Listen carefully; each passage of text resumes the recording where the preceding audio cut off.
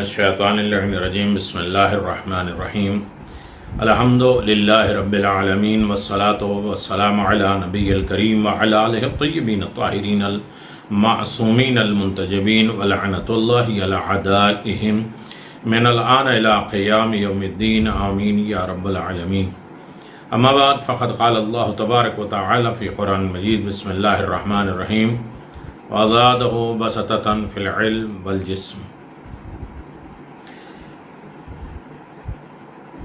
جناب ابو الفضل عباس کی حیات طیبہ پہ گفتگو جاری و ساری ہے. خاندان، قبیلہ،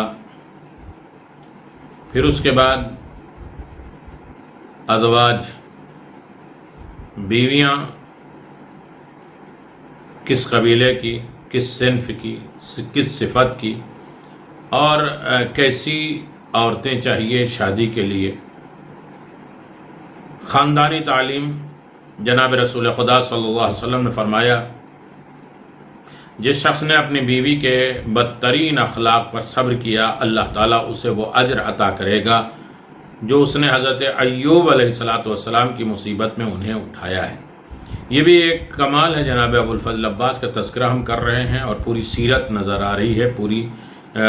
پیغامات اور نصیحت اور گھر اور گھریلو زندگی اور ہوم لائف جو ہے ساری چیزیں اس میں نکل کر سامنے آتی ہے. یہ بھی فیض ہے، کرم ہے جناب ابو الفضل عباس کا کہ ان کے صدقے میں یہ سب چیزیں ہمیں مل رہی ہیں. اور جس بیوی نے اپنے شوہر کے بدترین اخلاق پہ صبر کیا اللہ تعالیٰ اسے آسیہ بنت مزاحم کا ثواب عطا فرمائے گا.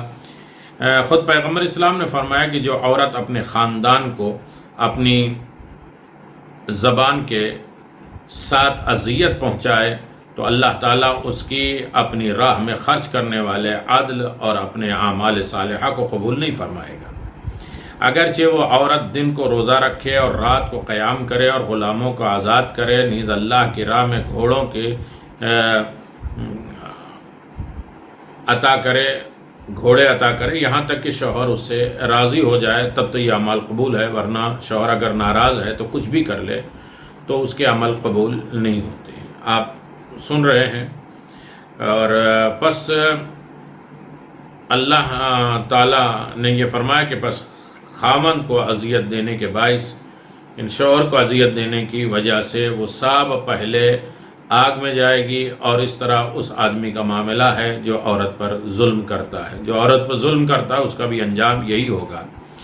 نبی کریم صلی اللہ علیہ وسلم نے فرمایا کہ جو عورت اپنے شوہر کو نفع نہ پہنچائے اور جس پر وہ قادر نہیں ہے اسے اٹھائے، اور جس کی وہ طاقت نہیں رکھتا ہے اس کو کوئی نیکی قبول نہیں ہوگی، اور وہ اللہ سے اس حال میں ملے گا کہ وہ غصے اور تمسے ہوں گے اور اللہ ان سے ناراض ہو جائے گا. رسول خدا صلی اللہ علیہ وسلم فرماتے ہیں آدمی کا حق عورت پر یہ ہے کہ اس کے لیے چراغ روشن کرے، اچھا کھانا تیار کرے، دروازے کے پاس آ کر اس کا استقبال کرے، خوش آمدید کہے، ویلکم کہے، اور اس کے سامنے تشت اور رومال تولیہ پیش کرے، اور اگر وضو کرے تو اسے بلا وجہ منع نہ کرے. نیز رسول معظم سے روایت ہے کہ عورت اللہ عز و جل کا حق ادا نہیں کر پاتی جب تک وہ اپنے زوجہ کا، اپنے زوج یعنی شوہر کا حق ادا نہ کر لے. یہ سب چیزیں سننے کے بعد آج محسوس ہوتا ہے کہ امیر المؤمنین علی بن ابی طالب اور جناب سیدہ سلام اللہ علیہا کا آج عقد کا دن ہے، اور کتنا بڑا عظیم ترین رشتہ اور کف اور کیسے ساتھی اور کیسے ایک دوسرے کے لیے اللہ نے جو ہے جوڑا بنایا ہے، جو آسمان پہ سجا سمرا اور حکم الہی سے یہ طے پایا. حضرت امام جعفر صادق علیہ السلام نے فرمایا کہ اس سلسلے میں فرمایا کہ اگر کوئی عورت اپنے شوہر کے ساتھ رہے اور اس کا شوہر اس سے اپنے کسی حق کی وجہ سے ناراض ہو تو اس کی نماز قبول نہیں ہوگی یہاں تک کہ اس کا شوہر اس سے راضی ہو جائے. آپ ہی سے روایت ہے کہ جس عورت نے اپنے خاوند سے کہا کہ میں نے تمہارے ساتھ رہ کر کوئی بھلائی نہیں دیکھی تو اس کے اعمال ضائع ہو جاتے ہیں. برباد ہو جاتے ہیں۔ اور امام جعفر صادق علیہ الصلوۃ والسلام سے روایت ہے کہ جس نے اپنی عورت سے یہ احتمال کیا، یہ امید کیا کہ اگرچہ ایک کلمہ ہی کیوں نہ ہو، اللہ تعالیٰ اسے آگ سے نجات دے دے گا اور اس پر جنت واجب کر دے گا۔ یعنی عورت ذمہ داری لے لے شوہر کی خدمت کرنے کا، تو اس عورت کا بڑا مقام ہے، رتبہ ہے، اور اس کے لیے 2000 یعنی 2 لاکھ نیکیاں لکھ دی جاتی ہیں، اور اتنے ہی گناہ مٹا دیے جاتے ہیں، اور اللہ رب العزت اس کے ہر بال کے بدلے میں 1 سال کی عبادت لکھ دیتے ہیں۔ نیز اللہ کے رسول نے فرمایا کہ جو بھی حلال رزق کمائے اور پھر اپنے گھر والوں پر خرچ کرے، تو اللہ رب العزت اس کے ہر درہم کے بدلے میں جو اس نے اپنے گھر والوں پر خرچ کیا ہے 700 دوگنا چوگنا کر دے گا اور عطا کرے گا۔ رسول پاک نے فرمایا کہ میری امت سے بہترین مرد وہ ہیں کہ جو اپنے گھر والوں پر زیادتی نہ کرے اور ان پر ظلم نہ کرے، ان پر مہربان ہوں۔ پھر آپ نے یہ بھی آیت پڑھی، الرجال قوامون علی النساء بما فضل اللہ بعضهم علی بعض، سورہ نساء آیت نمبر 34۔ مردوں کو عورتوں پر سردار بنایا گیا ہے اس وجہ سے کہ بعض کو بعض پر فضیلت حاصل ہے۔ حق زوجیت میں تقابل، مقابلہ آپس میں، دونوں کا رتبہ درجہ کیا ہے؟ بہت سے علماء اخلاق نے حقوق زوجیت یعنی شوہرداری، ہسبینڈ وائف کے بارے میں اپنی کتاب میں یہ بیان کیا ہے کہ زوج یعنی شوہر اپنی بیوی کے 70 حقوق ہیں، یعنی 70 حقوق ہیں، اور بیوی کے اپنے خامند پر 30 حق ہیں۔ اور یہ معصوم سے مروی مستند روایت ثابت ہے کہ جو اجتماعی اسلامی اور حقوق اجتماعی متقابلہ میں مذکور ہے۔ آپ نے فرمایا آدمی کا عیال اس کا خاندان ہے، اور اللہ کے نزدیک بندے میں سے پسندیدہ وہ ہے جو اپنے شوہر کے ساتھ اچھا سلوک کرے۔ آپ نے فرمایا عورت ایک کھیل ہے، جو شخص اس کو پکڑ لے اسے چاہے کہ اس کے ساتھ اچھا سلوک کرے۔ نیز فرمایا کہ اس عورت کے لیے ہلاکت ہے جو اپنے شوہر پر غصہ کرے، اور اس عورت کے لیے خوشخبری ہے کہ جس کا شوہر اس سے راضی ہو۔ آپ نے فرمایا کہ آدمی کا یہ قول اپنی بیوی کے لیے کہ میں تیرے ساتھ محبت کرتا ہوں، اس عورت کے دل سے کبھی نہیں نکلتا۔ حضور نے فرمایا کہ خبردار، اللہ اور اس کا رسول اس شخص سے بری ہے جو اپنی عورت پر سکن ڈالے اور عورت اس شوہر سے خلا لے لے۔ اتنا زیادہ جو ہے وہ پریشر کرے کہ عورت جو ہے خلا لے لے، اتنا ظلم کرے، ستائے، ان کا حق ادا نہ کرے کہ عورت چھوڑ کر چلا جائے، وہ مرد بھی برا ہے۔ آپ نے فرمایا کہ میں اس شخص پر تعجب کرتا ہوں جو اپنی بیوی کو مارتا ہے، حالانکہ وہ اس مار کا زیادہ حقدار ہے۔ خود آدمی کو مار پڑنا چاہیے۔ حضور نے فرمایا کہ اپنے عیال کی خدمت نہیں کرتا مگر صدیق، شہید یا وہ آدمی جو اللہ سے دنیا اور آخرت میں بھلائی چاہتا ہے۔ صدیق، شہید لوگ اپنے گھر والوں کے ساتھ اچھا سلوک کرتے ہیں۔ نیز فرمایا کہ آدمی کا اپنے عیال کے بیٹھنا اللہ کے نزدیک اتنا پسندیدہ ہے کہ جیسے کوئی شخص مسجد میں اعتکاف کرے، اپنے گھر والوں کے ساتھ اٹھنا پڑے۔ اللہ اکبر۔ آپ نے فرمایا بے شک آدمی ضرور اجر پاتا ہے، اور اپنی بیوی کے طرف اٹھائے ہوئے لقمے کا جو اپنی بیوی کے کھلاتا ہے اس کا اجر و ثواب آدمی کو بہت زیادہ ملتا ہے۔ مزید فرمایا جو شخص بازار میں داخل ہوا اور اس نے تحفہ خریدا اور اپنے عیال کی طرف لے گیا، تو وہ ایسا ہے جیسے صدقہ بردار جو قوم کی طرف صدقہ لے جا رہا ہے۔ اسے چاہیے کہ عورت کو مردوں سے پہلے دے دے۔ حضور نے فرمایا کہ عیال کی خدمت کبیرہ گناہوں کا کفارہ ہے، گھر والوں کا خیال رکھنا گناہ کبیرہ کا کفارہ ہے، اور اللہ کے غضب کو یہ عمل ٹھکرا دیتا ہے۔ حور العین کا مہر ہے اور نیکیاں اور درجات کو بڑھانے والی چیز ہے۔ عورتوں کے لیے اجر کی خوشخبری۔ آج یہ مسئلہ آپ کی خدمت میں حل ہو جائے کہ عورت کا مقام کیا ہے، رتبہ کیا ہے، عورت کی ذمہ داریاں کیا ہیں۔ حضور نے فرمایا کہ جیسا کہ ابو الفتوح رازی نے تفسیر میں لکھا ہے کہ جب عورت حاملہ ہوتی ہے، پریگننٹ ہوتی ہے، اس کے لیے ہر دن ہر رات 1000 شہیدوں کا اجر ہے کہ جو راہ خدا میں حق پر قتل کر دیے گئے ہوں۔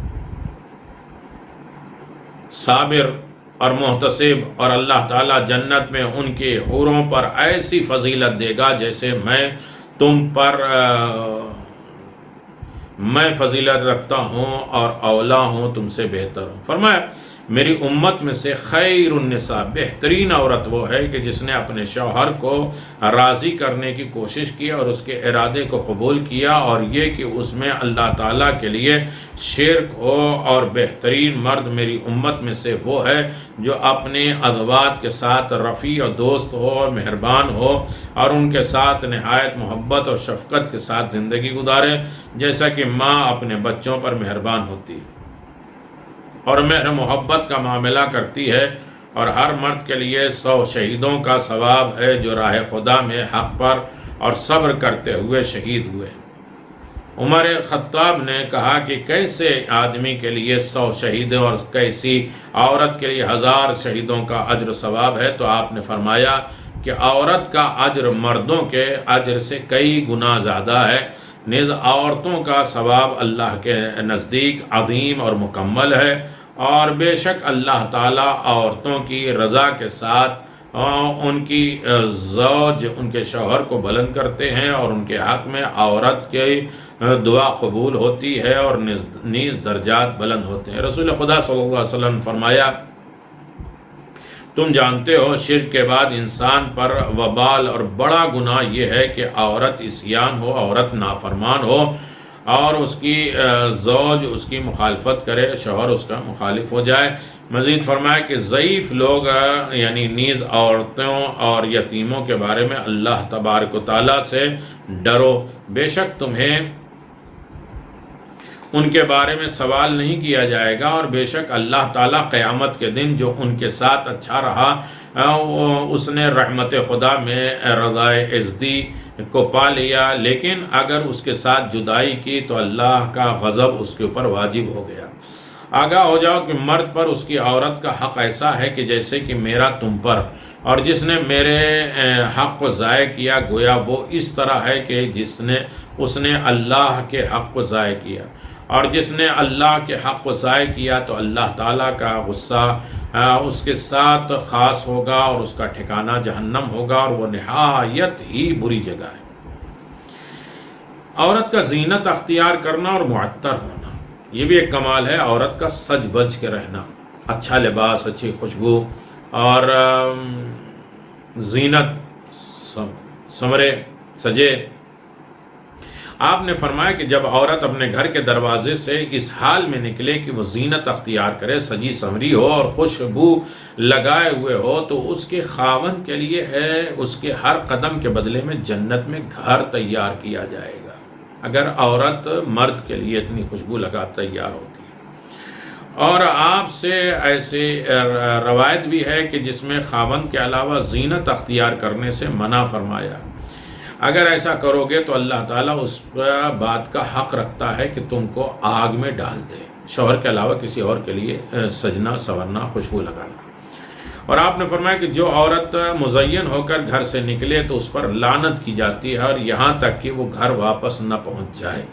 اور آپ نے فرمایا کہ اللہ رب العزت اس عورت پر سخت ناراض ہوتا ہے جو شادی شدہ ہو اور اس کی آنکھیں غیر مرد کی طرف مائل ہو اور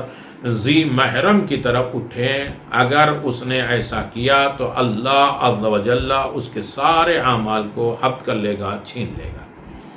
حضرت امام جعفر صادق علیہ السلام نے فرمایا کہ جو عورت غیر مرد کے لیے تیار ہو اس کی نماز قبول نہیں ہوتی، اور یہاں تک کہ وہ غسل کرے۔ عورت اللہ کی طرف سے ایک نعمت ہے، عظیم ترین نعمت ہے۔ حضرت امام علی الحسین یعنی زین العابدین علیہ السلام سے روایت ہے کہ آپ نے فرمایا کہ عورت کا حق ہے کہ شوہر جانے کہ اللہ نے اس کے لیے سکونت اور انس کے لیے بنایا ہے، بس وہ جانے کہ اللہ کی طرف سے یہ نعمت ہے، لہذا زوجہ کی تعظیم اور تکریم کرے۔ تمہارے حق اس پر ہے کہ تمہارے لیے یہ کہ تم اس پر رحم کرو، مرد عورت کے اوپر۔ امام محمد باقر علیہ الصلوۃ والسلام نے فرمایا کہ آپ نے فرمایا کہ اللہ کا رحم ہے کہ اس بندے پر جو اپنی بیوی کے ساتھ احسان کرتا ہے۔ حضرت امام جعفر صادق علیہ الصلوۃ والسلام نے فرمایا کہ آپ نے فرمایا کہ جس نے اپنے اہل کے ساتھ، اپنے گھر والوں کے ساتھ اچھائی کی، اللہ اس کی عمر کو بڑھا دے گا۔ آپ نے فرمایا ملعون ہے وہ عورت جو اپنے شوہر کو اذیت دے اور غم زدہ کرے، اور خوشبخت وہ عورت ہے جو اپنے شوہر کا اکرام کرے اور اسے ایذا نہ پہنچائے، تکلیف نہ پہنچائے، تمام اموال میں اس کی اطاعت کرے، تمام کام میں۔ حضرت امام جعفر صادق علیہ الصلوۃ والسلام سے روایت ہے کہ آپ نے فرمایا کہ ام سلمہ نے حضور سے اسی عورت کی فضیلت کے بارے میں سوال کیا کہ جو اپنے شوہر کی خدمت کرتی ہے، یعنی اس کی فضیلت کس قدر ہے۔ حضور نے فرمایا کہ جو عورت بھی اپنے شوہر کے گھر میں کسی شے کو، کسی چیز کو ٹھیک کرنے کے لیے اٹھاتی ہے تو اللہ تعالیٰ اس پر خوش ہوتا ہے، اور جس سے اللہ خوش ہو جائے اسے عذاب نہیں ہوتا۔ گھر کا سنوارنا سجارنا، اور اس سے روایت ہے کہ جو عورت 7 دن تک اپنے شوہر کی خدمت کرے تو اللہ تعالیٰ اس کے لیے جہنم کے 7 دروازے بند کر دیتا ہے، اور اس کے لیے جنت کے 8 دروازے کھول دیتا ہے، اور جس دروازے سے چاہے وہ داخل ہو سکتی ہے، صرف شوہرداری اور شوہر کی خدمت۔ اور آپ ہی سے روایت ہے کہ جو عورت اپنے شوہر کو پانی پلائے تو یہ اس کے لیے 1 سال کی عبادت سے افضل ہے۔ اور مزید روایت ہے کہ شوہر 3 چیزوں سے بے پرواہ نہیں ہوتا جو اس کے اور اس کی زوجہ کے درمیان ہے، اور وہ یہ کہ عورت کے سامنے موافقت، محبت اور خواہش رکھے، اور اس کے ساتھ اچھا اخلاق کو اپنائے، اور اس کے لیے وسعت رزق کا اہتمام کرے، اچھا رزق کا۔ حضرت امام موسیٰ کاظم علیہ السلام سے روایت ہے کہ آپ نے فرمایا عورت کا جہاد اس نے تبعل ہے، یعنی اخلاق اچھا ہے۔ اللہ کا ہی کرم ہے کہ عورت با اخلاق ہو۔ آداب زوج، یہ آداب زوج یعنی شوہر، اسلام میں شوہر کے لیے بہت سے آداب ہیں، اور اس بارے میں معصوم سے بہت سی روایتیں منقول ہیں۔ اس میں حیات انسان کے آداب و سنن موجود ہیں۔ میں نے اس موضوع مفید پر کتاب لکھی ہوئی ہے، آپ جانتے ہیں، اس کے اندر یہ آداب جمع ہو جائیں۔ یہ کتاب بہت سی چھپی ہوئی ہیں کہ مرد کے آداب کیا ہیں۔ امام امیر المومنین علی بن ابی طالب علیہ السلام نے فرمایا ہے کہ جو کوئی تم سے نکاح کا ارادہ رکھتا ہو اسے چاہیے کہ وہ 2 رکعت نماز پڑھے، جس میں سورہ فاتحہ کے بعد سورہ یاسین پڑھے، اور پھر جب نماز سے فارغ ہو جائے تو اللہ کی حمد و ثنا کرے، اور یہ کہے کہ اے اللہ مجھے صالحہ زوجہ عطا کرے، صالحہ بیوی عطا فرمائے،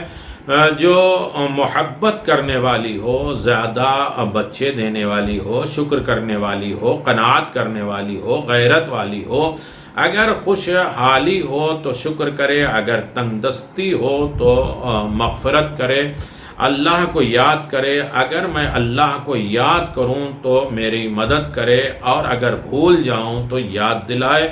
اگر میں باہر جاؤں تو میرے بعد حفاظت کرے، اور اگر میں گھر آ جاؤں تو اپنے حسن سلوک سے خوش کر دے، اگر میں حکم کر دوں تو تعجیل کرے، اگر میں قسم دوں تو میری قسم سے بری ہو جائے، اور اگر میں غصہ کروں تو مجھ سے راضی ہو جائے۔ اے ذوالجلال والاکرام، میں نے اپنا معاملہ تیرے سپرد کر دیا، تیرے حوالے کر دیا۔ پھر فرمایا جس شخص نے یہ کیا اللہ نے اسے وہ کچھ عطا کر دیا جو اس نے طلب کیا۔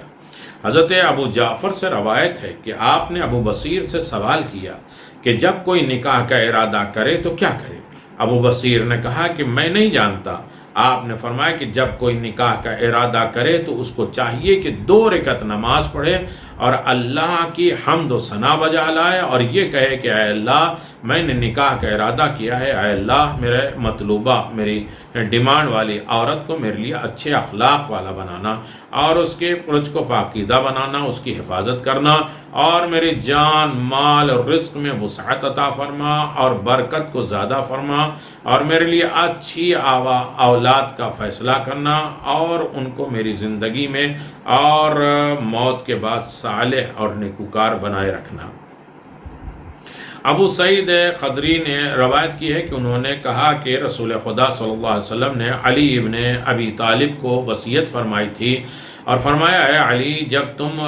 حجرہ عروسی میں جاؤ، حجرہ عروسی میں یعنی جس میں شادی ہے اس منڈپ میں جاؤ، اس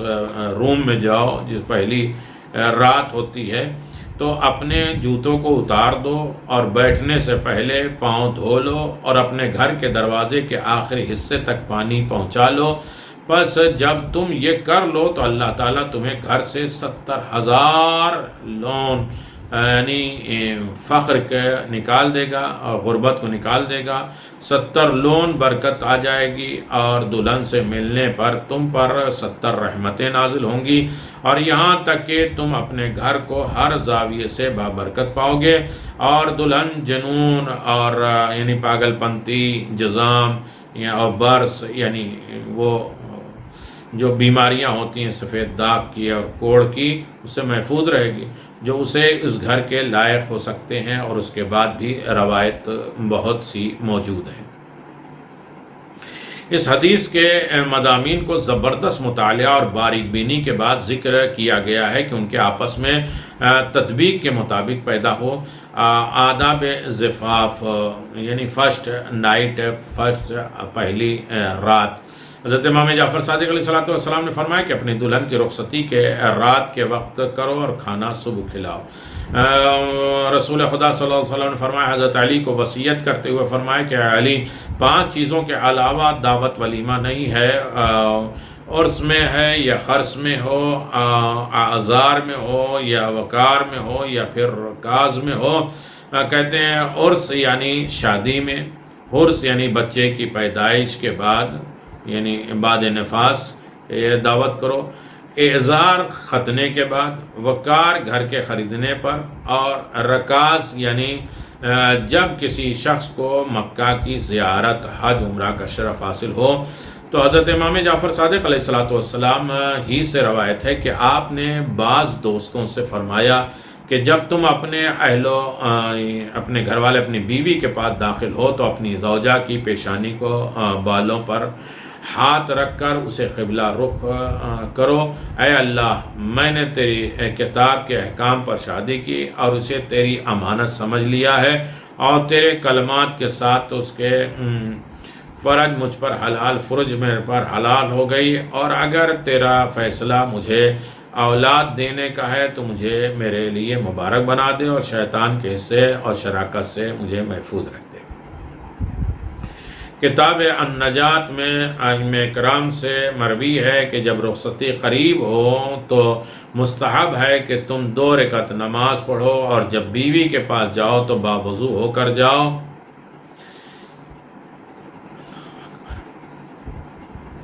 باوضو ہو کے جاؤ اور پھر وہ بھی تمہاری طرح 2 رکعت مستحب نماز پڑھے اور اللہ کی حمد و ثنا کرے اور رسول خدا صلی اللہ علیہ وسلم اور آپ کی آل پر درود بھیجے اور پھر کہے اے اللہ مجھے محبت اور الفت عطا فرما، میری رضا ان کے لیے ہو اور اس کی رضا میرے لیے ہو۔ اے اللہ ہم کو احسن طریقے سے جمع کر دے اور زندگی آسان کر دے، اور بے شک تو حلال کو پسند کرتا ہے اور حرام کو ناپسند کرتا ہے۔ حضرت امام محمد باقر علیہ السلام سے روایت ہے کہ جب تم مباشرت کا ارادہ کرو تو کہو اے اللہ مجھے لڑکا عطا کر اور اس کو پاک اور صاف بنا اور اس کی خلقت میں کمی نہ کرنا، نہ زیادتی کرنا اور ان کی عاقبت اچھی بنانا۔ نیز جب جمع کرو تو اللہ کا نام لینا، اور یہاں موجود جگہ پر مباشرت کے آداب ہیں اور وقت اور مکان اور حالت نفس کا بیان ہے۔ اور بچے کی سعادت اور خوشبختی اور بدبختی پر اس کے اثرات ہیں، مرتب ہوتے ہیں، اس پر بہت ساری حدیثیں مبارکہ پائی جاتی ہیں۔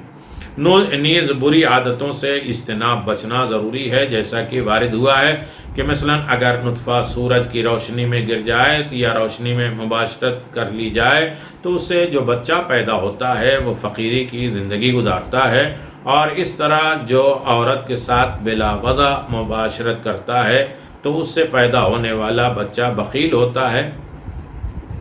اور دل کی اعتبار سے اندھا ہوتا ہے، اور اس طرح انسان اہل ہوتا ہے ایسی چیزوں کے مطالعہ، اور اس کی ازواج زندگی کے مکمل طور پر ٹھیک ہو جاتی ہے، یہاں تک کہ وہ اپنی ازواج زندگی میں کامیاب ہو جاتا ہے اور اس کی نسل میں بھی پاک ہو جاتی ہے۔ نیز نیک اور صالح اولاد بنتی ہے، اور اچھی اولاد انسان کے لیے اچھا ذخیرہ ہے اور اس کے لیے باعث ثواب ہے، جبکہ امیر المؤمنین کی اولاد اور بیوی ان کے لیے سعادت کا باعث بنے، بالخصوص ابو الفضل العباس اور ان کی والدہ ماجدہ جناب فاطمہ ام البنین، سلام اللہ علیہا ورحمۃ اللہ وبرکاتہ۔